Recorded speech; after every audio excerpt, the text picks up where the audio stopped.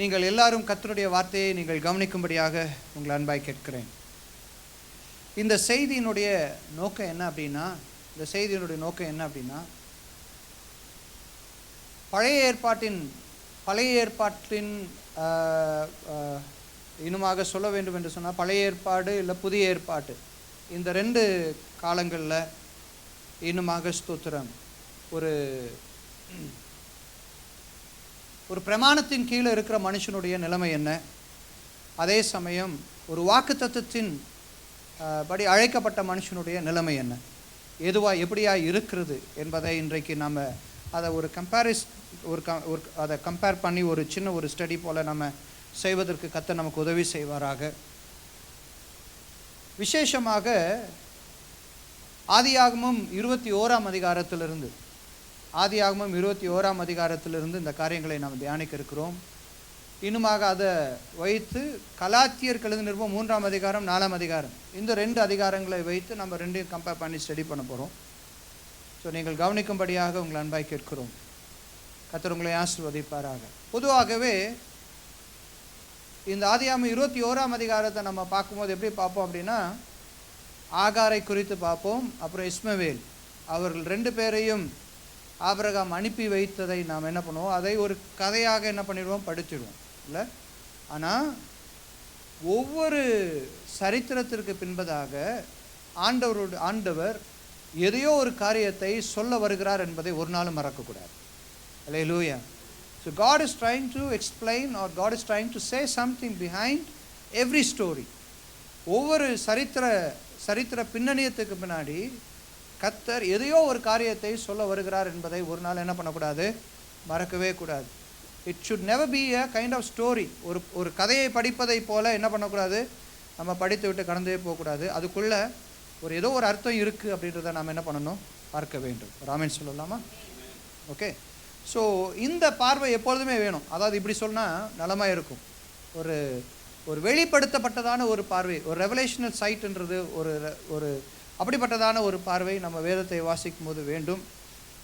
அப்படி ஒரு பார்வையோடு நம்ம வாசிக்கும் போது தான் ரகசியமான காரியங்களை நம்ம கண்டுபிடிக்க முடியும். இல்லைன்னா என்ன பண்ணுவோன்னா, வழக்கம் போல் எப்பொழுதும் வாசிச்சுட்டு போகிறத போலவே நம்ம என்ன பண்ணிவிடுவோம், வாசிச்சுட்டு போயிடுவோம். அதனால் தயவு செய்து ஒரு வெளிப்பாடு உள்ளதான பிள்ளைகளாக பரிசுத்த ஆவியானவர்கிட்ட இருந்து நம்ம உதவியை நாடி, ஆண்டவரே வசனத்தில் இருக்கிறதான ரகசியங்களை கர்த்தர் எங்களுக்கு வெளிப்படுத்த வேண்டும் என்று சொல்லி ஒரு ஜெபத்தோடு நீங்கள் அதை செய்வீர்கள் என்று சொன்னால் நிச்சயமாக ஒரு பெரிய ஆசீர்வாதம் கடந்து வரும். Okay, right. வாக்குத்தத்தத்தை தேவன் ஆபிரகாமுக்கு கொடுத்தார். யாருக்கு வாக்குத்தத்தத்தை தேவன் கொடுத்தார்? God promised His promises to Abraham. ஒரு வாக்குத்தத்தத்தை தேவன் ஆபிரகாமுக்கு கொடுத்தார். ஆதியாகமம் 15ஆம் அதிகாரம் 18ஆம் அதிகாரம், இந்த 2 அதிகாரங்களில் பார்க்கும்போது ஆபிரகாமுடைய வாழ்க்கையில் ஒரு பெரிய குறை இருந்துச்சு. என்ன குறை இருந்துச்சு அப்படின்னா, அவனுக்கு யார் இல்லை, பிள்ளை இல்லாமல் இருந்தான். கர்த்தர் என்ன சொன்னார் அப்படின்னா, உனக்கு நான் என்ன பண்ணுவேன், ஒரு குமாரனை தருவேன். சரியா? வயது மிகுந்ததான காலத்தில் ஸ்தோத்திரம், ஸ்திரீக்கு சாராளுக்கு கர்ப்பம் அடைக்கப்பட்டதான அந்த காலங்களில் ஆண்டவர் ஒரு வாக்குத்தத்தத்தை தராரு. நான் உனக்கு என்ன பண்ணுவேன், ஒரு குழந்தையை தருவேன்னு சொல்லுவார். This was the promise that God gave to Abraham. சரியா? ஆசீர்வாதமான ஒரு வாக்குத்தத்தத்தை ஆண்டவர் தரார். ஓகே. நாட்கள் கடந்து போகும்போது என்ன நடக்கிறது என்று சொன்னால், ஸ்தோத்திரம், சாராளுடைய ஆலோசனையின்படி மாம்சத்தில் இவர்கள் ஒரு முடிவை எடுக்கிறார்கள். அப்படி எடுத்ததில் பார்த்தீங்கன்னா, ஆகாருக்கு இஸ்மவேல் என்கிறதான பிள்ளை என்ன பண்ணுகிறான், பிறக்கிறதை நாம் பார்க்கிறோம். வாக்குத்தத்தம் இல்லாத ஒரு சந்ததி பிறக்கிறதை நாம் பார்க்கிறோம். சரியா? நல்லா கவனிங்க. வாக்குத்தத்தத்தை ஆபிரகாமுக்கு கர்த்தர் தருகிறார். ஆபிரகாமுடைய வாழ்க்கையில் இந்த ஆகார் என்கிறதான ஒரு பெண்மணி, அதே மாதிரி சாராள் என்கிறதான இந்த 2 பேர் ரொம்பவும் முக்கியத்துவமானவர்கள். இதை வைத்து பவுல் ரொம்ப அழகான ஒரு ரெவலேஷன் என்ன பண்ணுறாரு சொல்கிறார். இதை வைத்து, இந்த 2 பெண்களை வைத்து பவுல் நல்ல ஒரு அழகான ஒரு வெளிப்பாடை என்ன பண்ணுறாரு சொல்கிறார். வாசிங்க பார்க்கலாம். கலாத்தியர் எழுதின நிருபம் 4ஆம் அதிகாரம் 24ஆம் வசனம். இவைகள் ஞான அர்த்தம் உள்ளவைகள். எப்படி சொல்றாரு பாருங்களேன் பவுல், என்ன சொல்றாரு நல்ல கவனிங்க. அந்த ஸ்திரீகள் 2 ஏற்பாடுகளாம். மறுபடியும் வாசிங்க பார்க்கலாம். அந்த ஸ்திரீகள் 2 ஏற்பாடுகளாம் அப்படின்னு சொல்றத நம்ம பார்க்கிறோம். இந்த ஆகார குறிச்சு அப்புறம் இந்த சாராளை குறித்து பவுல் சொல்றாரு. இந்த 2 பெண்களும் 2 ஸ்திரீகளும் 2 ஏற்பாடுகளாம். சரியா? ஓகே. 2 covenants. அது எப்படி வாசிக்கிறோம்? வாசிங்க. ஒன்று சீனாய் மலையில் உண்டான ஏற்பாடு. அப்படின்னா என்ன அர்த்தம்? சீனாய் மலையில் உண்டான ஏற்பாடு அப்படின்னும் போது, சீனாய் மலையில் தான் மோசே என்ன பண்ணார்? பிரமாணத்தை வாங்கினார். அப்போ அது ஒரு ஏற்பாடு. அதுக்கப்புறம் கீழே வாசிக்கும் போது அது வாசிச்சுங்களேன், அது அடிமைத்தனத்திற்குள்ளாக பிள்ளை பெறுகிறது, அது ஆகார் என்பவள் தானே அப்படின்னு சொல்லி பார்க்கிறோம். கீழே வாசிக்கும் போது 26ஆம் வசனத்தில் வாசிக்கும் போது, மேலான எருசலேமோ சுயாதீனம் உள்ளவள். யார் அது? சாராளை குறித்து சொல்லப்படுது. சரியா? மேலான எருசலேமோ சுயாதீனம் உள்ளவள், அவளே நம்ம எல்லாருக்கும் எப்படியா இருக்கிறா? தாயானவள். ஆபிரகாமை பார்த்து ஆண்டவர் சொல்றாரு, நீ என்ன பண்ணுவ? எல்லாருக்கும் யாரா என்னவா இருப்ப? தகப்பனாய் இருப்பாய். சாராளை பார்த்து ஆண்டவர் என்ன சொல்றாரு? நீ எல்லாருக்கும் என்னவா இருப்ப? தாயாக இருப்பாய். சரியா? நல்லா கவனிச்சுக்குங்க. வாக்கு தத்தம் யாருக்கு வருது? ஆபிரகாமுக்கு கடந்து வருது.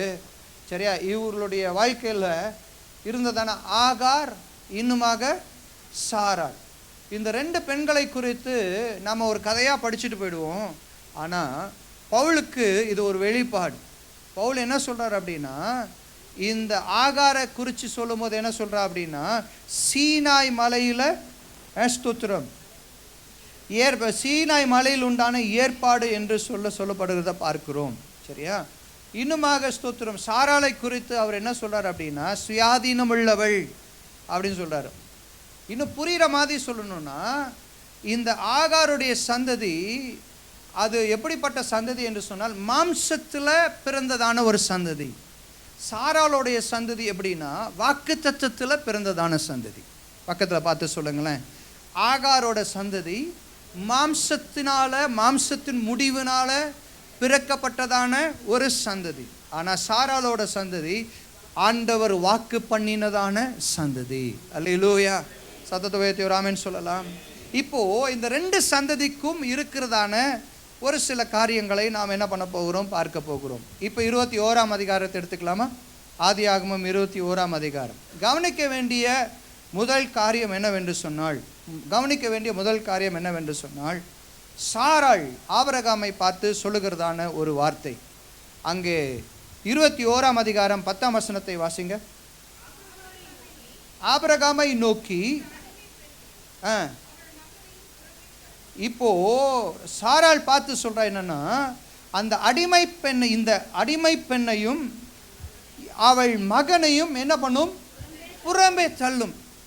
இப்போ இதை நம்ம வாசிக்கும் போது நிறைய சமயங்களில் நமக்கு கொஞ்சம் எப்படியா இருக்குன்னா, ஒரு பரிதாபமான ஒரு சூழ்நிலை என்ன பண்ணும்? ஏற்படும். சரியா? ஆகார் இன்னுமாக இஸ்மவேல் யாரோட பிள்ளை தான்? ஆபிரகாமோட பிள்ளை தான். இப்போ சாரா என்ன பார்த்து சொல்கிறா? ஸ்தோத்திரம், இவங்க 2 பேரையும் அனுப்பி வை அப்படின்னு சொல்லும்போது கிட்டத்தட்ட இஸ்மவேலுக்கு 15-16 வயசு இருக்கும். சரியா? இந்த வயசில் தான் என்ன பண்ணுறாரு? இவங்க 2 பேர்த்தையும் சாரால் அனுப்பி வைக்க சொல்கிறார். கொஞ்சம் கடினமான ஒரு காரியமாக இருக்கும். ஆனால் ஸ்தோத்திரம், ஒவ்வொரு வார்த்தைக்கு பின்னாடி ஒரு ஞான அர்த்தம் உண்டு. ஒவ்வொரு காரியத்தையும் செய்வதற்கு, ஆண்டவர் சொல்வதற்கு பின்னாடி என்ன இருக்குன்னா, தேர் இஸ் an அண்டர்ஸ்டாண்டிங், ஒரு புரிதல் இருக்கும். ஒரு ஆமென் சொல்லலாம். இது ஆபிரகாமுக்கு கொஞ்சம் விசனமாக இருக்குது. ஆனால் ஆண்டவர் சொல்வார், சாரால் சொல்லுகிறபடியே நீ என்ன பண்ணுப்பா? அதை செய், கேள் அப்படின்னு சொல்கிறத நம்ம பார்க்குறோம். நல்லா கவனிங்களேன். ஏன் அப்படின்னா, மாம்சத்தில் பிறந்தவர்களுக்கு ஸ்தோத்திரம் அங்கே எப்படி ஈசாக்கோடு கூட அவனுக்கு என்ன இருக்காது அப்படின்னா, அவன் சுதந்திரவாளியாக இருப்பதில்லை என்று சொல்லி ஆகார் சொல்கிறாலோ, அதே போல் நல்லா கவனிங்க, மாம்சத்தில் பிறந்தவர்களுக்கு தேவனோடு கூட அல்லது கர்த்தர் வைத்திருக்கிறதான ஆசீர்வாதத்தோடு கூட அவர்கள் சுதந்திரவாளியாக இருக்க முடியாது. அல்லேலூயா. இட் மைட் சவுண்ட் லிட்டில் கொஞ்சம் கஷ்டமாக, ஹார்டாக இருக்கிறது போல் கடினமான ஒரு வார்த்தையாக இருக்கலாம். சாராள் சொன்ன வார்த்தை கொஞ்சம் கடினமாக இருக்கலாம். ஆனால் மாம்சத்தில் பிறந்த பிள்ளைகள் என்ன சொல்கிறா பாருங்களேன், என் அடிமை பெண்ணின் மகன் என் குமாரனாகிய ஈசாக்கோடு சுதந்திரவாளியாய் இருப்பது இல்லை என்றால், சுதந்திரவாளியாய் இருப்பது இல்லை.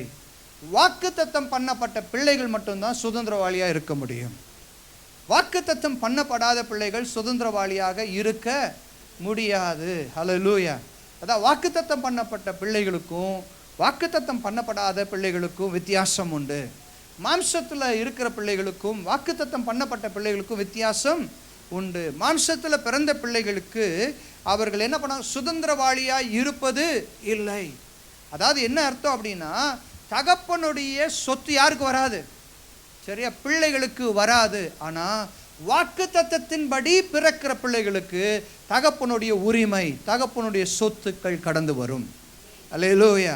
இப்போ நல்லா கவனிங்களேன். ஸ்தோத்திரம். வேதம் ரொம்ப அழகாக தெளிவாய் சொல்லுகிறது. 6ஆம் அதிகாரம், எபிரேயருக்கு எழுதின நிருபம் 6ஆம் அதிகாரம் 12ஆம் வசனத்திலிருந்து வாசிங்க பார்க்கலாம். எபிரேயர் 6ஆம் அதிகாரம் 12ஆம் வசனம். உங்களுக்கு நம்பிக்கையின் பூரண நிச்சயம் உண்டாகும்படி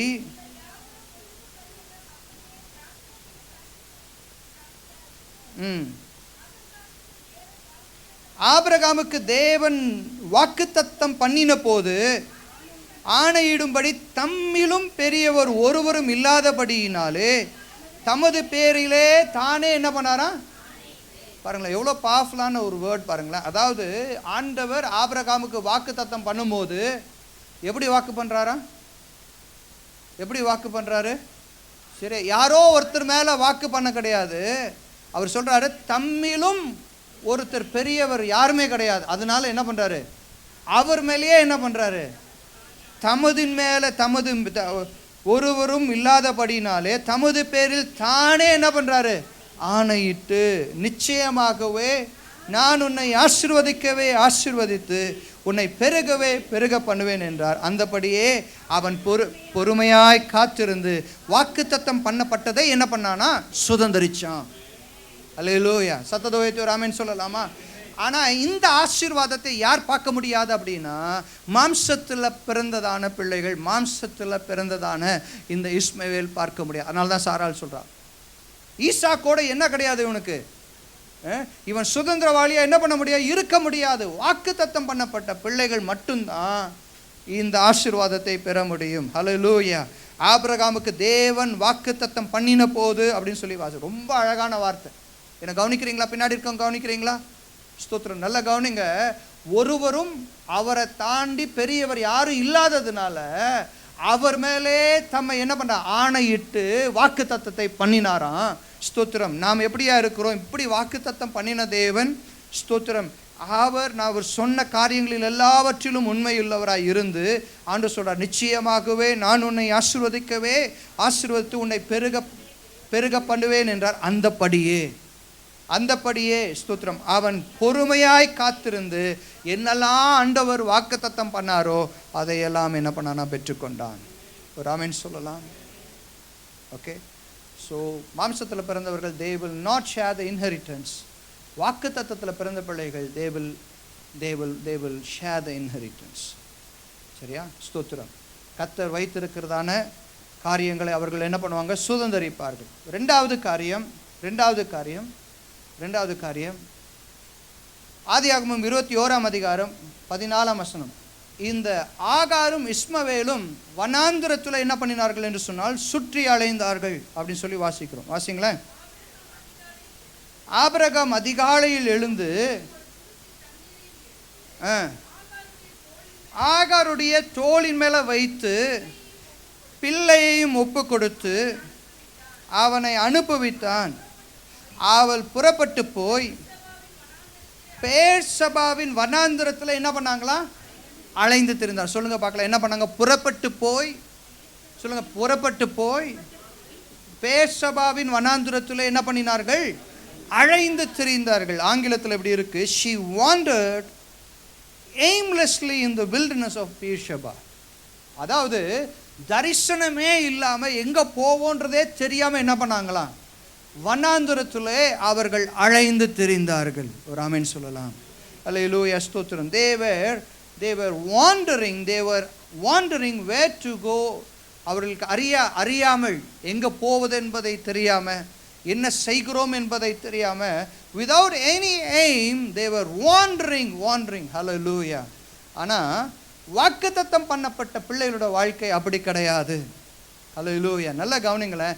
ஏன் இந்த வாக்குத்தத்தம் பண்ணப்படாத அல்லது மாம்சத்தில் இருந்த பிள்ளைகள் அவர்கள் ஏன் they wandered in the wilderness, அவர்கள் ஸ்தோத்திரம் அங்கே வனாந்திரத்தில் ஏன் அவர்கள் அலைந்தார்கள் என்று சொன்னால், nobody became righteous. அவர்கள் வனாந்திரத்தில் ஒரு மனுஷனும் நீதிமானாக்கப்பட முடியவில்லை. You understand? வனாந்திரத்தில் ஒரு மனுஷனும் என்ன ஆக முடியலன்னா அவர்கள் நீதிமான்கள் ஆக்கப்பட முடியவில்லை. ஆனால் வாக்குத்தத்தம் பண்ணப்பட்ட பிள்ளைகள் இயேசுவின் இரத்தத்தினாலே கழுவப்பட்டு இன்றைக்கு நீங்களும் நானும் நீதிமானாக்கப்பட்டிருக்கிறோம். You should understand. வனாந்திரத்தில் இருந்த பிள்ளைங்க கர்த்தருடைய நியாயப்பிரமாணத்தை பெற்றுக்கொண்டதான பிள்ளைகள். கர்த்தருடைய நியாயப்பிரமாணத்தை மீறுகிறவன் எவனும் சபிக்கப்பட்டவன். வசனம் என்ன சொல்லுது? கர்த்தருடைய வார்த்தைன்னு சொல்லுவது, நியாயப்பிரமாணத்தை யாரெல்லாம் மீறுறாங்களோ அவர்களெல்லாம் என்னவா? அவர்கள் எல்லாரும் சபிக்கப்பட்டவர்களாக இருந்தார்கள். So nobody was able to be righteous before God. ஒரு மனுஷனும் அங்கே நீதிமான்களாக நிலை நிற்க முடியவே இல்லை. அல்லேலூயா. அவர்கள் பிரமாணத்தை மீறும்போது அவர்களுக்கு என்ன வந்துச்சுன்னா மரணம் கடந்து வந்தது. என்னெல்லாம் கட்டளைகளை மீறும் போதெல்லாம் என்ன வந்துச்சுன்னா அவங்களுக்கு மரணம் கடந்து வந்தது. ஹல்லேலூயா. ஆனால் இந்த வாக்குத்தத்தம் பண்ணப்பட்ட சந்ததியோட ஆசீர்வாதம் என்ன தெரியுங்களா? இயேசுவின் இரத்தத்தினாலே இன்னைக்கு நீங்களும் நான் எல்லாமே நீதிமானாக்கப்பட்டிருக்கிறோம். கொஞ்சம் யோசனை பண்ணி பாருங்களேன். பிரமாணத்தையும் கட்டளைகளையும் எப்படி சொல்லலாமே, ஒவ்வொரு பிரமாணம் இருக்குது. இதில் நிறைய பிரமாணம் இருக்குது. மோசேக்கு கர்த்தர் நிறைய பிரமாணங்களை கொடுத்தார். அதே போல் இன்றைக்கும் நமக்கு அப்படி ஒரு பிரமாணத்தின் நிலைமையில் நாமெல்லாம் இருப்போம்னு சொன்னால் ஒரு மனுஷனும் என்ன ஆக முடியாது? பிழைச்சே இருக்க முடியாது. சொல்லுங்கள் பார்க்கலாம். பிழைச்சே இருக்க முடியாது. இப்போ உதாரணத்துக்கு சொல்கிறேனே, ஒரு ஒரு ஒரு 100 கட்டளைகள் இருக்குன்னு வச்சுப்போமே. உதாரணத்துக்காக சொல்கிறேன், புதுசாக வந்திருக்காங்களா அவங்களுக்கு புரியுறதுக்காக சொல்கிறேன். 100 கட்டளைகள் இருக்குன்னு வச்சுப்போமே. அந்த 100 கட்டளைகளையும் அத்தனையும் நம்ம கடைப்பிடிச்சிட்டா இருந்துடுறோம்? இல்லை. சரியா? ஸ்தோத்திரம். இந்த வேதத்தில் நிறைய பிரமாணங்கள் இருக்குல்ல, 613 கட்டளைகள் இருக்குல்ல, இது அத்தனையுமே கடைப்பிடிக்க முடிஞ்சிச்சுன்னா முடியலை. அவர்கள் எல்லாரும் என்னவா இருந்தாங்கன்னா பாவிகளாக இருந்தார்கள். they could not accomplish all the law. Hallelujah. என் கூட இருக்கீங்களா? இப்போ நீங்கள் கொஞ்சம் ப்ராக்டிக்கலாக கொஞ்சம் யோசனை பண்ணி பாருங்களேன். இப்போ யோசிப்போம். சரியா? ரட்சிக்கப்பட்டு ராஜா பிரதர், நீங்கள் ரட்சிக்கப்பட்டு எத்தனை வருஷம் ஆச்சு? சும்மா சொல்லுங்களேன். 20 ஏதோ ஒன்று சொல்லுங்கள். 25 வருஷம். 25 வருஷம் ராஜா பிரதர் ரட்சிக்கப்பட்டு 25 வருஷம். 25 வருஷம் பைபிள் வாசிக்கிறீங்களா இல்லையா? பைபிள் வாசிக்கிறீங்க. வண்டர்ஃபுல். 25 வருஷம் பைபிளை வாசித்து நீங்கள் இதுவரையும் கர்த்தருடைய பிரமாணங்களில் ஒன்றில் கூட இடரலன்னு சொல்லுங்கள் பார்ப்போம். இடறீங்களா இடரலையா? இடறி இருக்கும். ரட்சிக்கப்பட்ட பிள்ளைங்க நீங்களாம் இடரவே இல்லை அப்படின்னு சொல்கிறவங்களாம். ஒருவேளை பழைய ஏற்பாட்டின்படி மாம்சத்தில் பிறந்த பிள்ளைகளாக இருந்தால் நம்மளோட நிலைமை என்ன நடந்திருக்கும்? கேளுங்களேன். பக்கத்தில் கேளு, என்ன ஆயிருக்கும் நம்ம நிலைமை? கொஞ்சம் யோசனை பண்ணி பாருங்க. ஒரு பிரமாணத்தை மீறினா அவனுக்கு என்ன இருக்கு? தண்டனை இருக்கு.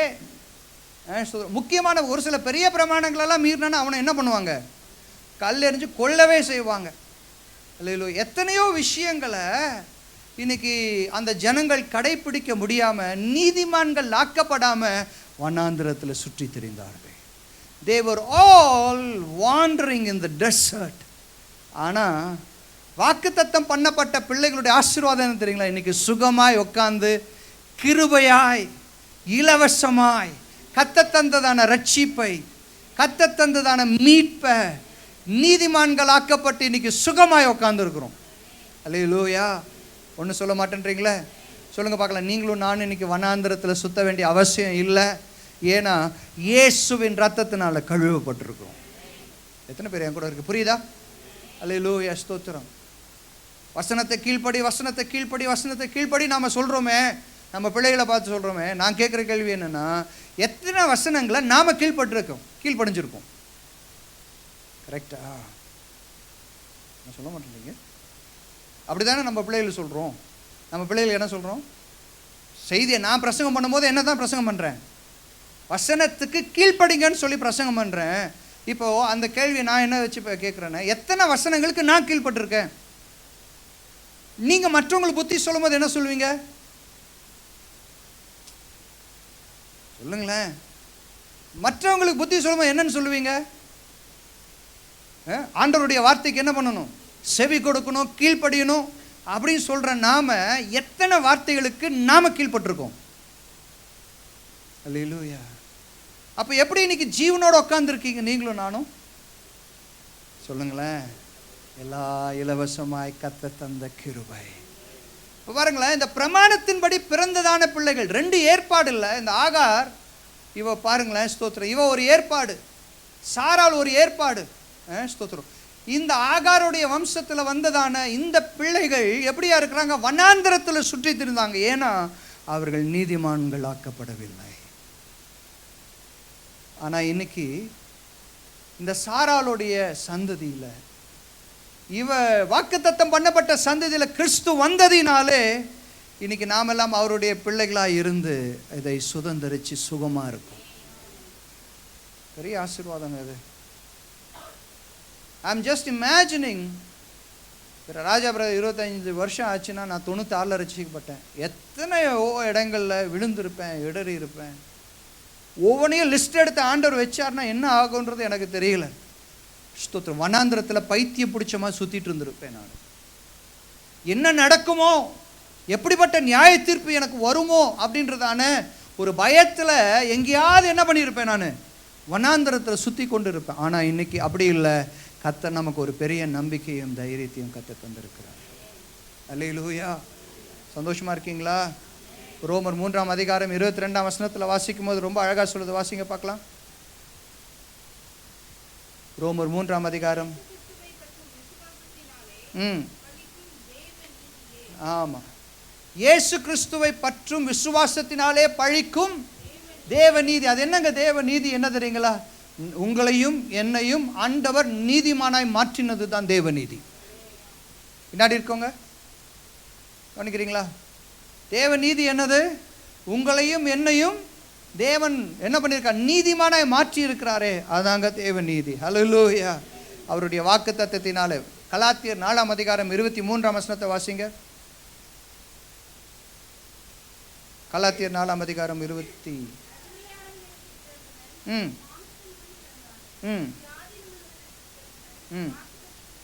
புரியுதுங்களா? அடிமையானவரிடத்துல பிறந்தவன் எப்படியா இருக்கிறான்?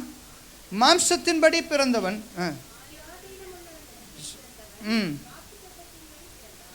சுயாதீனத்தின்படி பிறந்தவன் எப்படியா இருக்கிறான்? வாக்குத்தத்தத்தின்படி பிறந்தவனாய் இருக்கிறான். அப்போ we are all born. இன்னைக்கு ஆண்டவர் தம்முடைய வாக்குத்தத்தத்தினால இன்றைக்கு நாம் என்ன பண்ணியிருக்கோம்? வாக்குத்தத்தத்தின்படி பிறந்த பிள்ளைகள். We are all born out of promise that God has given. ஆபிரகாமுக்கு தந்ததான வாக்குத்தத்தத்தின்படி. 3வது காரியம். முதலாவது காரியம் என்ன சொன்னேன்? அவர்கள் என்ன பண்ண? சுதந்திரவாளியாய் இருப்பதில்லை. நாம் என்னவா இருக்கிறோம்? சுதந்திரவாளியாக இருக்கிறோம். 2வது காரியம் என்ன பண்ண? அவர்கள் வனாந்திரங்களில் என்ன பண்ணாங்க? சுற்றி திரிந்தார்கள். நாம் என்ன பண்ணுறோம்? இன்னைக்கு கர்த்தருடைய இரத்தத்தினால மீட்கப்பட்டு நீதிமான்களாக இன்னைக்கு சுகமாக இருக்க கர்த்தர் நமக்கு என்ன பண்ணியிருக்கிறாரு? கிருபை செய்திருக்கிறார். 3வது காரியம் ஆதியாகமம் 21ஆம் அதிகாரம் 19ஆம் வசனம். தேவன் அவருடைய கண்களை திறந்தார். அப்பொழுது அவன்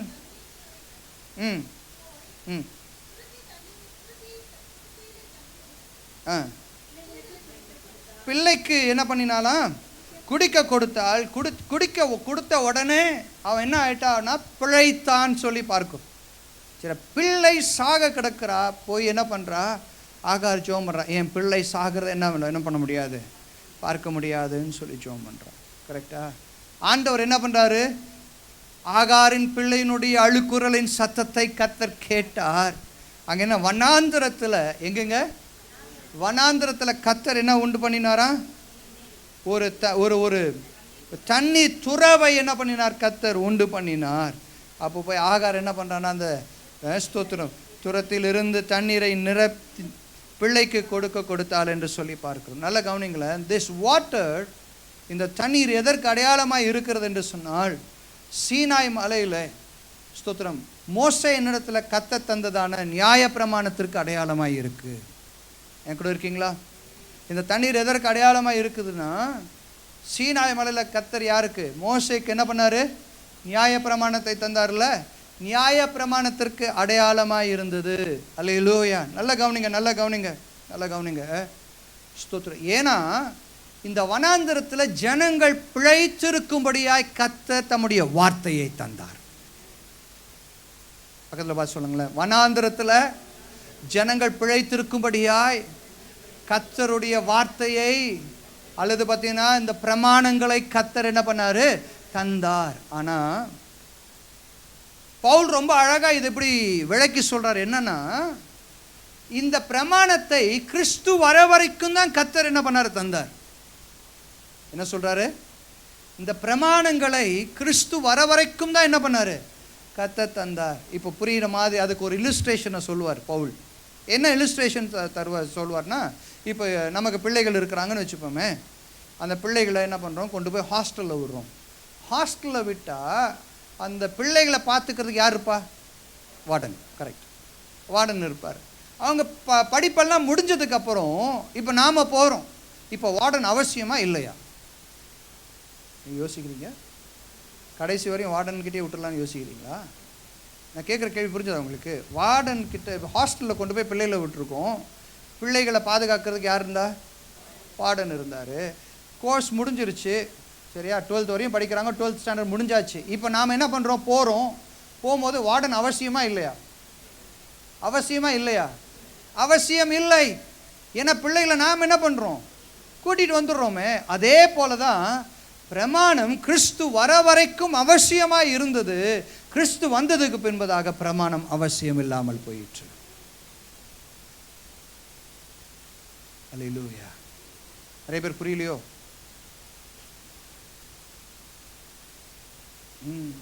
இல்லை, அது டாபிக் வேற. இயேசு வர வரைக்கும் பிரமாணம் அவசியமாக இருந்தது. அவர் வந்ததுக்கு அப்புறம் பிரமாணம் என்னல்ல? அவசியம் இல்லாமல் இருந்தது. வாசிங்க பார்க்கலாம். வாசிங்க. கலாத்தியர் 3ஆம் அதிகாரம் 24-25.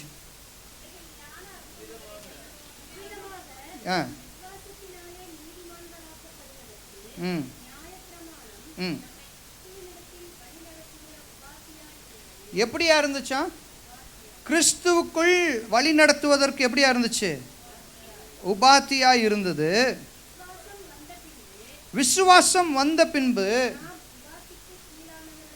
எப்படி சொல்ற? ரொம்ப அழகா சொல்றாரு. உபாத்திக்கு கீழ்ப்பட்டவர்கள் அல்லவே, இவ்விதமாக நாம் விசுவாசத்தினாலே நீதிமான்கள் ஆக்கப்படுவதற்கு நியாயப்பிரமாணம் நம்மை கிறிஸ்துவனிடத்தில் என்ன பண்ணுச்சான்?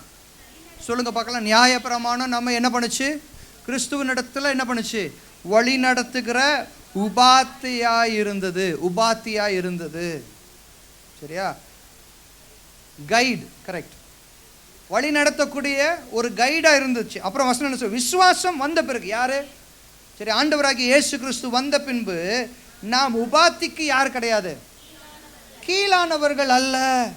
இதனுடைய விளைவு என்ன நடக்குது பாருங்க. 26 29 வரையும் வாசிக்கும் போது, நீங்கள் எல்லாரும் கிறிஸ்து இயேசுவை பற்றும் விசுவாசத்தினாலே தேவனுடைய, எல்லா கரங்களும் உயர்த்தி சொல்லுங்க பார்க்கலாம். இப்போ என்னவா மாறுறீங்க? உபாத்தியாய் கைடாக இருந்ததான நியாய பிரமாணத்தில் மாறி ஒரு சன்ஷிப்குள்ளே வரீங்க. புத்திரனாய் மாறுறீங்க. அல்லேலூயா. இது எப்படி நடக்கும்னா, வாக்குத்தத்தத்திலிருந்து வர பிள்ளைகளுக்கு மட்டும்தான் பிள்ளைகளாகக்கூடிய உரிமையை கர்த்தர் தந்திருக்கிறார். நியாய பிரமாணத்தினால பிள்ளைகள் ஆக முடியாது. சொல்லுங்க பார்க்கலாம். நியாய பிரமாணத்தினால அல்லது நியாய பிரமாணத்தின் கீழ்ப்படிதலினால நீங்க பிள்ளைகள் ஆக முடியாது. இயேசு கிறிஸ்துவனுடைய தயவுனால மட்டும்தான் நீங்க பிள்ளைகளாய் மாற முடியும். ஹல்லேலூயா. அவருடைய இரத்தத்தினால கழுவப்பட்டா மட்டும்தான் நீங்க பிள்ளைகளாய் மாற முடியும். ஹல்லேலூயா. அதான் வாசிக்கிறோம்ல, ஏனெனில் உங்களில் கிறிஸ்துவுக்குள்ளாக ஞானஸ்நானம் பெற்றவர்கள் எத்தனை பேரோ அத்தனை பேரும் கிறிஸ்துவை தரித்து கொண்டீர்களே. யூதன் என்றும் இல்லை, கிரேக்கன் என்றும் இல்லை, அடிமை என்றும் இல்லை, சுயாதீன் என்றும் இல்லை, ஆண் என்றும் இல்லை, பெண் என்றும் இல்லை, நீங்கள் எல்லாரும் கிறிஸ்து இயேசுவுக்குள் ஒன்றாய் இருக்கிறீர்கள். நீங்கள் கிறிஸ்துவுடைய ஆபிரகாமின், சொல்லுங்க பார்க்கலாம் சத்தமா, நீங்கள் கிறிஸ்துவினுடையவர்களானால் ஆபிரகாமின் சந்ததியாராயும் வாக்கு தத்தத்தின்படியே சுதந்திராயும் இருக்கிறீர்கள். எல்லாம் சேர்ந்து வாசிக்கிறீங்களா அந்த வசனத்தை?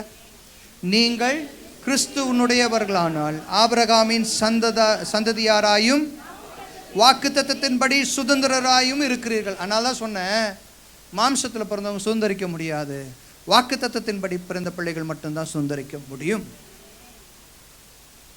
இப்போ நீங்கள் சொல்லுங்க பார்க்கலாம், நீங்கள் வாக்கு தத்தத்தின்படி பிள்ளைகளா இல்லை நியாயப்பிரமாணத்தின்படி பிள்ளைகளா இருக்கீங்களா? தெளிவா இருக்கா? அல்லேலூயா. நியாயப்பிரமாணத்தின்படி இருந்தீங்கன்னா வனாந்தரத்தில் இருக்கணும், வாக்கு தத்தத்தின்படி இருந்தீங்கன்னா தேவனுடைய பிள்ளைகளா இருக்க முடியும். இது கிருபை, இது கிருபை. சரிங்களா? நீங்களும் நானும் பெருசாக எதையும் சாதிக்கவே கிடையாது. ஒழுங்கில்லாத ஜனங்கள், சரி, ஒழுங்கில்லாத ஒழுக்கமாக, அதாவது ஒழுங்கே இல்லாத பிள்ளைகள், பாவம் நிறைந்ததான பிள்ளைகள். இந்த பாவியை தேடி கிறிஸ்து கடந்து வந்து என்னை மீட்டெடுத்தார். ஹல்லேலூயா. என்னை நீதிமானாய் மாற்றினார். இதுக்கு எந்த தகுதியும் எனக்கு தகுதின்னு சொன்னால் ஒன்றுமே கிடையாது. எந்த தகுதியும் இல்லாமல் கர்த்தர் என்னை நீதிமானாய் மாற்றி இருக்கிறார். இன்றைக்கு இயேசுவை சொந்த இரட்சகராய் ஏற்றுக்கொண்டதினாலே இன்றைக்கி நான் என்னவா இருக்கிறேன் அப்படின்னா சுதந்திரவாளியாக இருக்கிறேன், வாக்குத்தத்தம் பண்ணப்பட்ட சந்ததியாக இருக்கிறேன். இன்றைக்கி அவரை அப்பான்ற கூப்பிடுகிறதான புத்திர சுவிகாரத்தின் ஆவியை கர்த்தர் எனக்கு தந்திருக்கிறார். சந்தோஷமாக இருக்கா இல்லையா? நீங்கள் சோகமாக இருக்கிறத பார்த்தா உங்களுக்கு இப்படி பிரசங்கம் பண்ணால் நல்லாயிருக்கும்னு நினைக்கிறேன். எல்லா பிரமாணங்களையும் என்ன பண்ணணும்? கை கொள்ளுங்க. அப்படி கை கொள்ளாமல் வருவீங்கன்னு சொன்னால் அடுத்த வாரம் உங்களுக்கெல்லாம் என்னது? சரியா? 40க்கு 1 குறைய சாட்டையடி. சரி, என்னது? 40க்கு 1 குறைய ஜான்சனை கட்டி வச்சு என்ன பண்ணணும்? தோலை உரிக்கணும். இப்படி பிரசங்கம் பண்ணால் நல்லா. வசனம் என்ன சொல்லுது அப்படின்னா, நீ அப்படி ஆகலை. அல்லேலூயா, ஸ்தோத்திரம். பிரமாணத்தின்படி அல்ல, நீ வாக்கு தத்தத்தின்படி நீ பிள்ளையாக இருக்கிறாய். அல்லேலூயா. See how God has made it so simple. God has made it so simple. எல்லாவற்றையும் கர்த்தர் நமக்காய் அந்த கல்வாரி சிலுவையில் செய்து முடிச்சு இன்னைக்கு நீ சுகமாயிருன்னு சொல்லி இப்படி ஒரு வாழ்க்கையை ஆண்டவர் தந்திருக்கிறார். எல்லாரையும் ஆண்டவர் பார்த்து சொல்கிறாருன்னு வச்சுப்பேன், பிரமாணம், நீ போய் இத்தனை மைல் நீ நடந்து போகணும், தெய்வத்தை தேடுறதுக்கு, கடவுளை தேடுறதுக்கு இத்தனை மைல் நீ கடந்து போகணும்னு சொன்னால் எத்தனை பேர் அதை செய்வோம்? யோசனை பண்ணி பாருங்களேன். கடவுளை தேடுறதுக்கு இந்தந்த காரியம்லாம் செய்யணும்னு சொல்லி இன்னைக்கு கடவுள் சொன்னார்னு சொன்னால் எத்தனை பேர்னால செய்ய முடியும்? கடவுளை தேடுறதுக்கு நீங்களாம் தீ மிதிக்கணும்னு சொன்னார்னா எத்தனை பேர் இன்னைக்கு நம்மளால செய்ய முடியும்? Hallelujah. God did not ask you to do any of this kind. ஆண்டவர் இதை எதையும் உங்களை செய்ய சொல்லவே கிடையாது. நல்லா புரிஞ்சுக்கங்க. ஸ்தோத்திரம். புதிதாய் வந்திருக்கிற பிள்ளைகள் கவனிங்களேன். கடவுள் நீங்கள் இதை செய்ய அதை செய்யன்னு சொல்லி எதையும் சொல்லவே இல்லை. உங்கள் சரீரத்தை கிழிச்சிக்குங்கன்னு சொல்லலை. உங்கள் சரீரத்தை இங்கே குத்தி அங்கே குத்தி என்ன பண்ணுங்க, குத்திக்குங்கன்னு சொல்லலை. ஹல்லேலூயா. இதை எல்லாவற்றையும் அவரே செய்து முடித்தார். நான் சமயங்களில் இந்த ரோட்டில் ஜனங்க அவங்க ஸ்தோத்திரம் பல இடங்களில் தங்களுக்கு என்ன பண்ணுவாங்க, குத்திக்குவாங்க. பார்த்தீங்களா? அதை பார்க்கும்போது யோசிப்பேன் நான், என் ஆண்டவர் இதை செய்ய சொல்லலை. கொஞ்சம் யோசனை பண்ணி பாருங்களேன். எல்லாரையும் இன்னைக்கு சபையில் இருக்க பிள்ளைகள் ஒருவேளை அப்படிப்பட்ட ஒரு பிரமாணம் இருக்குதுன்னு வச்சுக்கோங்களேன், தோளிலையும் முதுகுலையும் முகத்துலையும் ஒருவேளை அப்படியாய் ஸ்தோத்திரம் பெரிய பெரிய ஒரு கொக்கிகளை குத்த சொல்லும் போது இருக்குன்னு சொன்னால் எத்தனை பேர் இன்னைக்கு அதை ஏற்றுக்கொண்டு இருப்போம்? நாம my God did not say that. Instead, my God died for you and me on the cross. அவர் ஏற்றுக்கொண்டார், ஆணிகளை ஏற்றுக்கொண்டார். அவர் நமக்காய் ரத்தம் சிந்தினார். அல்லேலூயா, ஸ்தோத்திரம். வேகாத வெயிலில் வெறுங்கால நடக்க சொன்னாரா இந்த கடவுள்? இல்லை. ஒன்றும் சொல்ல மாட்டேன்றீங்களே. அல்லேலூயா, ஸ்தோத்திரம். நல்லா சுகமாக இப்படி ஏசியில் உட்காந்து கர்த்தருடைய வார்த்தையை கேட்கறதுக்கு ஆண்டவர் கிருபை தந்திருக்கிறார். ஒன்றும் சொல்ல மாட்டேன்றீங்க. யோசனை பண்ணி பாருங்களேன். வேகாத வெயிலில் வெறுங்கால நடக்க சொல்லியிருந்தானே எப்படி இருந்திருக்கும்? அத்தனையும் என் இயேசு உங்களுக்காய் செய்து முடித்தார். இப்படி செஞ்சு என்ன பண்ணிட்டார்னா நீதிமான பிதா அவனிடத்துல காட்டிட்டார். இப்படி செஞ்சு என்ன கர்த்தர் என்ன பண்ணிட்டாரு? என்ன நீதிமானாய் பிதாவின் இடத்துல காட்டிட்டார். ஹல்லேலூயா. ஒருவேளை இப்படி பிதாவின் இடத்துல பார்த்துருவா, இவன் வனாந்திரத்தில் சுத்திட்டு இருந்த வேண்டிய ஆள், இவனை நான் மீட்டெடுத்து இவனை என்ன பண்ணியிருக்கேன், இவனை என் பாளையத்துக்குள்ளே வச்சிருக்கேன்னு சொல்லி. தாங்க தேவனுடைய அன்பு. இன்னைக்கு தேவ பிள்ளைகளாகி நீங்களும் நானும் இதை எவ்வளோவா புரிஞ்சுக்கிறோம் தெரியல. இன்னைக்கு எத்தனை ஜனங்கள் இன்னைக்கு பாதை தெரியாத ஆட்டை போல வனாந்திரங்களை சுற்றி திரிந்து கொண்டு இருக்கிறார்கள். நல்ல மெய்ப்பன் இல்லாத ஆடுகளை போல இங்கே போகிறது அங்கே போகிறது. அவன் ஏதாவது சொன்னானா அதுக்கு என்ன பரிகாரம் செய்கிறது, அங்கே போகிறது அவன் வேறு ஏதாவது பரிகாரம் சொல்லுவான் அதை செய்கிறது. ஹல்லேலூயா, ஸ்தோத்திரம். எத்தனையோ விதமான காரியங்கள். சொத்துக்களை இழந்ததான எத்தனையோ ஜனங்கள் உண்டு.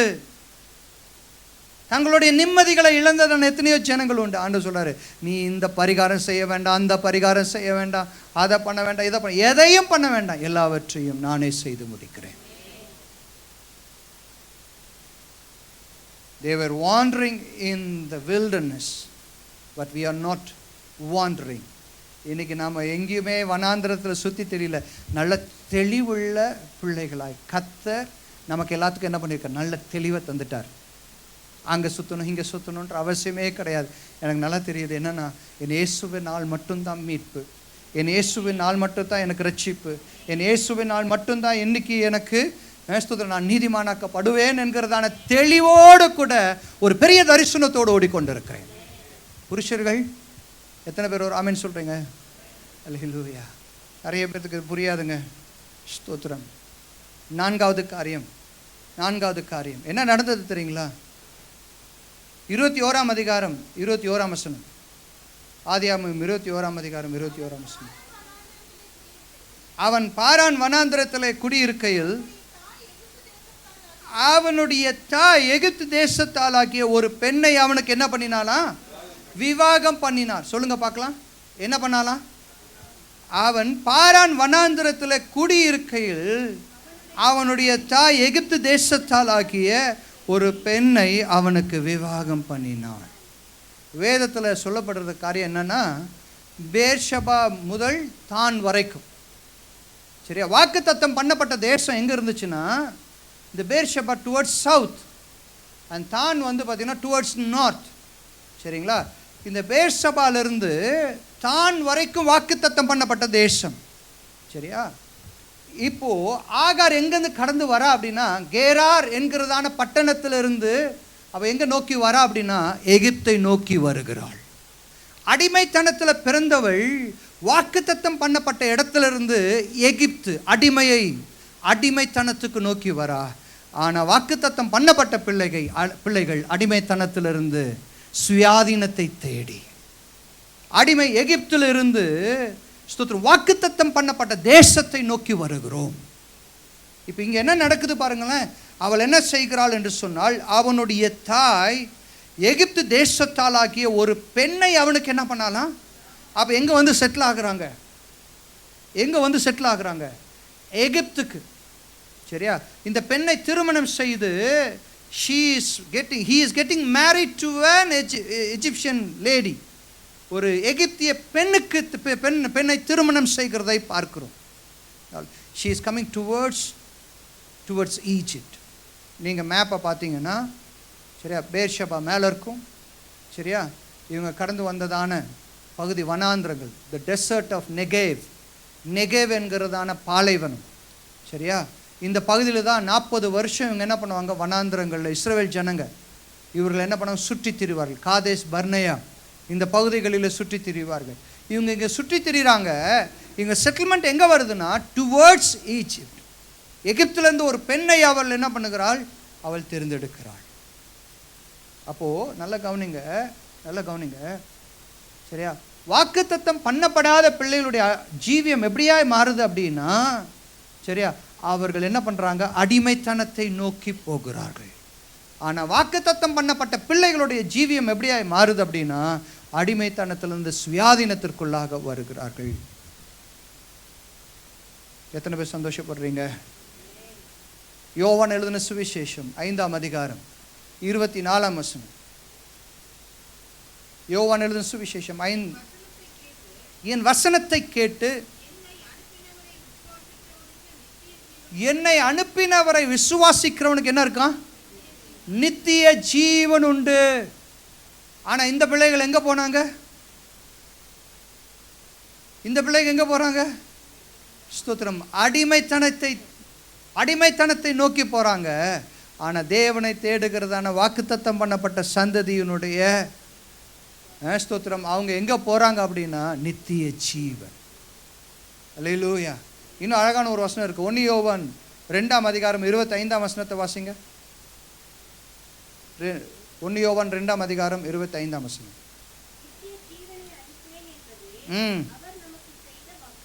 என்னங்க நமக்கு வாக்குத்தத்தம் ஆண்டவர் செஞ்சாரு? நித்திய ஜீவனை தருவேன் என்பதை அவர் நமக்கு தந்த வாக்குத்தத்தம். அல்லேலூயா. மாம்சத்தில் பிறந்தவனுக்கு வாக்குத்தத்தம் கிடையாது. ஸ்தோத்திரம். வாக்குத்தத்தத்தின்படி பிறந்த பிள்ளைகளுக்கு வாக்குத்தத்தம் உண்டு. ஆண்டவரே உங்களுக்கு எனக்கு ஒரு வாக்குத்தத்தம் தந்திருக்கிறார். என்ன வாக்குத்தத்தம்? எல்லாம் சத்தமாக சொல்லுங்க. என்ன வாக்குத்தத்தம்? நித்திய ஜீவன். நித்திய ஜீவன். ஹல்லேலூயா. எவ்வளோ பெரிய ஆச்சரியம் பாருங்களேன். இன்றைக்கி நாம் 4 காரியங்களை பார்த்தோம். இல்லை, 4 காரியங்களை பார்த்தோம்.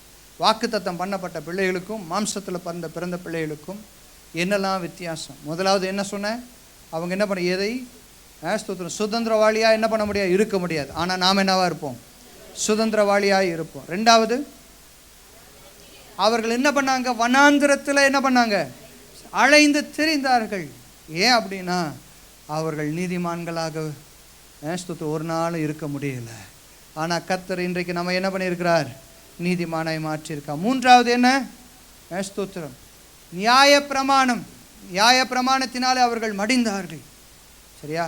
புதிய ஏற்பாட்டில் எப்படி வாசித்தோம் அப்படின்னா கலாத்தியர்கள் நிருபத்தில் வாசிக்கும் போது ஸ்தோத்திரம் ஆண்டவருடைய நாம மகிமைப்படட்டும். இந்த நியாய பிரமாணம் கிறிஸ்து வர வரைக்கும் கர்த்தர் என்ன பண்ண? நியாய பிரமாணத்தை ஒரு உபாதையாய் தந்திருந்தார். கிறிஸ்து வந்ததுக்கு பின்பதாக அவர் நம்முடைய தகப்பனாய் மாறினார். 4வது காரியம் ஸ்தோத்திரம். இந்த வாக்குத்தத்தம் பண்ணப்படாத ஜனங்கள் அடிமைத்தனத்தை தேடி போனார்கள். அதை நோக்கி கடந்து போனார்கள். ஆனால் வாக்குத்தத்தம் பண்ணப்பட்ட பிள்ளைகள் நித்திய ஜீவனை அல்லேலூயா நித்திய ஜீவனை சுதந்திரிக்கும்படியாய் இன்றைக்கு ஒரு பெரிய தரிசனத்தோடு நாம் இன்றைக்கு கடந்து போய் கொண்டிருக்கிறோம். இன்றைக்கி எத்தனை பேர் சொல்கிறீங்க நான் நியாய பிரமாணத்தின்படி பிள்ளையா இல்லை வாக்குத்தத்தத்தின்படி பிள்ளையா? சத்தத்தை உயர்த்தி சொல்லலாமா? ஹல்லேலூயா. வாக்குத்தத்தத்தின்படி பிள்ளைகளா? எத்தனை பேர் சந்தோஷமா சொல்றீங்க? ஹல்லேலூயா. நியாய பிரமாணத்தின்படி அல்ல. சத்தத்தை உயர்த்தி சொல்லுங்க பார்க்கலாம். நியாய பிரமாணத்தின்படி அல்ல.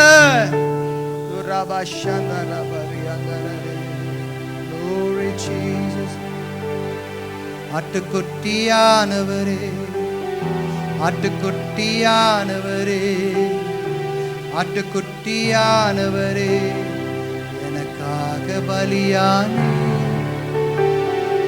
ஆட்டுக்குட்டியானவரே, ஆட்டுக்குட்டியானவரே, ஆட்டுக்குட்டியானவரே, பாவங்களை சுமந்து உமக்கே எங்கள் ஆராதனை, உமக்கே எங்கள் ஆராதனை,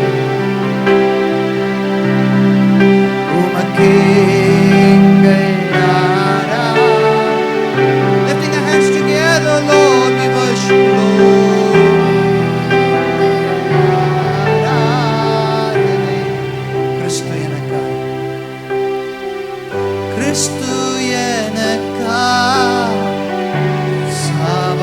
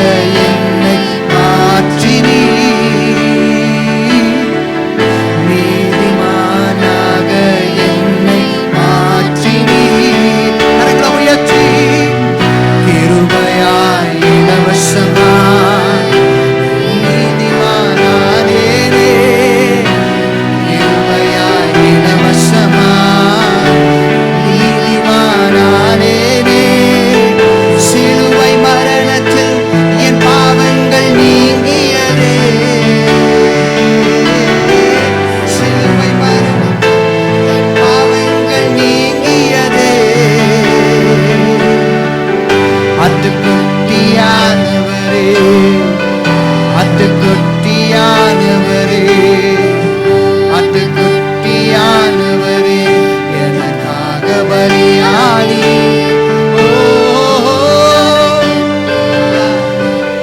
Louder, sing it louder.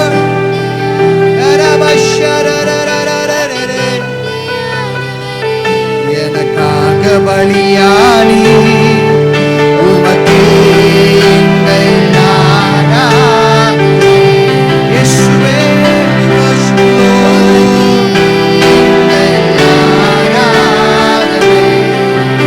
Jesus, we thank you, Lord. எங்கள் ஆராதனை. ஐஸ்வர்யம் உள்ளவர் நீ, உள்ளவர் நீ, எல்லாமே இழந்தீரே. ஐஸ்வர்யம் உள்ளவர் நீ, எல்லாமே இழந்தீரே. எல்லாவற்றாலும் என்னை நிரப்பிடவே, எல்லாவற்றாலும் என்னை நிரப்பிடவே. சொல்லலாமா? செல்வந்தனாயானே நீரே மையானதனா, செல்வந்தனாயானே நீரே மையானதனா. சிலுவை மரணத்தில் என் தரித்திரம் நீங்கியதே,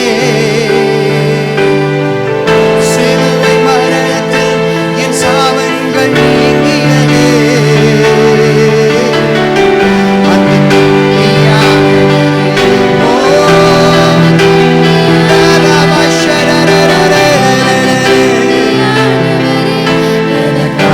பலியானி, அட்டுக்குட்டியானவரே, அட்டுக்குட்டியானவரே, அட்டுக்குட்டியானவரே.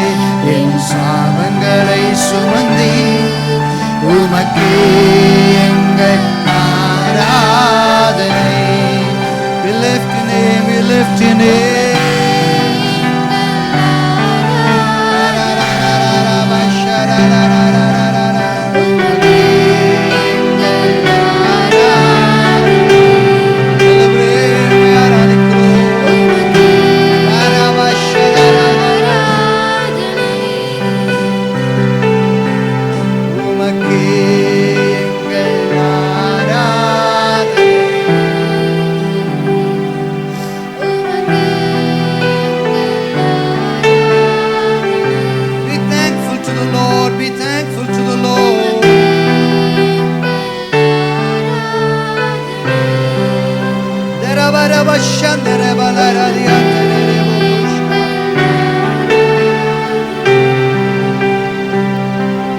பரிசுத்தம் உள்ளவர் நீ,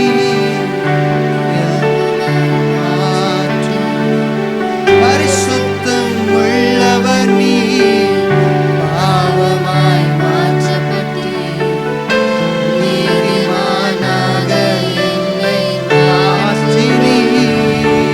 சொல்லலாமே? நீதிமானாக என்னை மாற்றினீர். அப்படியே கரங்களை உயர்த்தி சொல்லுங்க. கிருபையாய் இலவசமாய், கிருபையாய் இலவசமாய் நீதிமானானீரே. சிலுவை மரணத்தில் என் பாவங்கள் நீங்கியதே, சிலுவை மரணத்தில் என் பாவங்கள் நீங்கியதே. அட்டுக்குட்டியானவரே, அட்டுக்குட்டியானவரே, அட்டுக்குட்டியானவரே, எனக்காக பலியானி.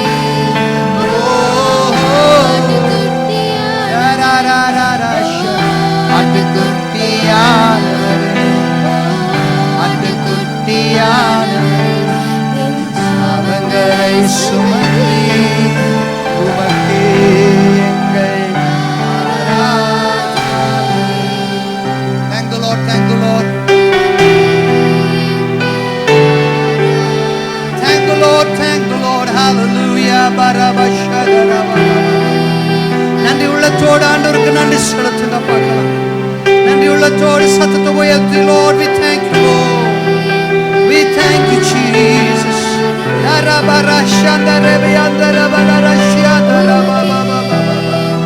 We thank you, Jesus. We thank you, Lord. We thank you. எத்தனை சமயங்களை இடறுகிறோம், எத்தனை சமயங்களை விழுகிறோம். Hallelujah, hallelujah, hallelujah. பிரமாணத்தினால் அல்ல, பிரமாணத்தினால் நிலை நிற்கவில்லை, தேவ கிருபையில நிலை நிற்கிறோம். சத்தத்தை உயர்த்தி சொல்லலாமா? ஆண்டவரே, உம்முடைய கிருபையில நிலை நிற்கிறோம். பிரமாணங்களினால சாபமாய் மாறினோம், கர்த்தர் எங்களுக்காய் நீ சாபமானீரே. வனாந்தரங்களிலே சுற்றி அலைந்து கொண்டிருந்தோம், கர்த்தர் எங்களை ஆண்டவரே தம்மோடு பிள்ளைகளாய் சேர்த்துக் கொண்டீரே. அடிமைகளாய் இருந்தோம், இன்றைக்கு சுயாதீனர்களாய் ஆண்டவரே நித்திய ஜீவனை கர்த்தர் எங்களுக்கு வாக்கு பண்ணி இருக்கிறீரே. உமக்கு நாங்க நன்றி செலுத்துகிறோம் ஆண்டவரே, நன்றி செலுத்துகிறோம். எல்லாம் கிருபப்பா, எல்லாம் கிருப ஆண்டவரே. நான் உத்தமன் என்று சொல்வதற்கு ஒன்றுமில்லை, நான் நல்லவன் என்று சொல்வதற்கு ஒன்றுமில்லை ஆண்டவரே. எல்லாம் தேவ கிருபை, தேவ கிருபை, தேவ கிருபை, தேவ கிருபை. எல்லாம் கிருபப்பா, எல்லாம் கிருப ஆண்டவரே. தேவன் தந்த இந்த ஸ்லாக்கியத்திற்காக நன்றி. இதுவரையும் ஆண்டவரே எங்களை ஆண்டவரே இப்படி நடத்தி வரீங்க, அதற்காக ஸ்தோத்திரம். ஒருவேளை பழைய ஏற்பாட்டின் நாட்கள் இருந்தது போல பிரமாணங்களுக்கு கீழே இருந்த நான் இன்னைக்கெல்லாம் செத்து போயிருப்பேன். இன்னைக்கு என் வாழ்க்கையில நியாய தீர்ப்பின்படி செத்து போயிருப்பேன். இன்னைக்கு ஜீவனோடு இருக்க கர்த்தர் கிருபை தந்திருக்கிறீர்கள், அதற்காக ஸ்தோத்திரம். பிள்ளைகள் ஒவ்வொருவரையும் வாழ்த்தி ஆசீர்வதிக்கிறோம். கிருபையும் சமாதானம் ஆவியான தொடர்ந்து வழி நடத்துவீர்கள், பொறுப்படுத்துவோம். இயேசுவின் நாமத்தில் ஜெபிக்கிறோம் நல்ல பிதாவே. என் ஆத்துமாவே கர்த்தரை ஸ்தோத்திரி, என் முழுவதுமே அவருடைய பரிசுத்த நாமத்தை ஸ்தோத்திரி. என் ஆத்துமாவே கர்த்தரை ஸ்தோத்திரி, அவர் செய்த சகல உபகாரங்களையும் கர்த்தராகிய இயேசு கிறிஸ்துவினுடைய கிருபையும் பிதாவாகிய தேவனுடைய அன்பும் பரிசுத்த ஆவியானுடைய அந்யோன்ய ஐக்கியம் என்றும் என்றும் சதா காலங்களில் நம் அனைவரோடும் விசேஷமாய் அந்த ஒவ்வொரு பிள்ளைகளோடும் தங்கி இருப்பதாக. God bless you.